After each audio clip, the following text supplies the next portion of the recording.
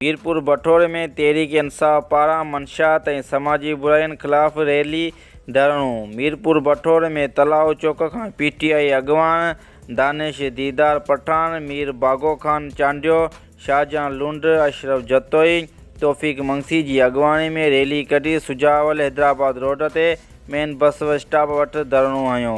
उन मौक़े ते अॻवान ख़िताब कंदे चयो, ज़िले सुजावल में गुटको, मंशात, बदअमनी ऐं ॿियूं समाजी बुराइयूं उरूज ते आहिनि, पर ज़िले सुजावल जी पुलिस मुकमल ख़ामोश इख़्तियारी करे छॾी आहे।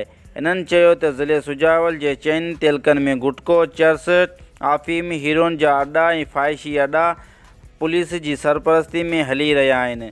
नौजवान नस्ल तबाही जे किनारे ते पहुची रहियो आहे। केतिरा ई ख़ानदान उजड़ी विया आहिनि, पर पुलिस समाजी बुराइयुनि खे बंदि करण बजाए ॻरियूं मंथलियूं मुक़ररु करे मंशात फ़रोशनि जी सरपरस्ती करे रही आहे। हिननि चयो त बदअमनी सबबि ज़िले जी आवाम महफ़ूज़ नाहे। चौपायो माल जूं चोरायूं, फूडुनि जा धाड़ा रोज़ मइमूल बणियल। हिननि IG सिंध, DIG हैदराबाद खां मुतालबो कयो नोटिस वठी ज़िले मां मंशात ऐं समाजी बुराइयुनि खे ख़तमु कयो वञे, न त ॿी सूरत में तहरीक शुरू कई वेंदी। रिपोर्ट अशरफ चांडियो, शाहीन न्यूज़, मीरपुर बठोर।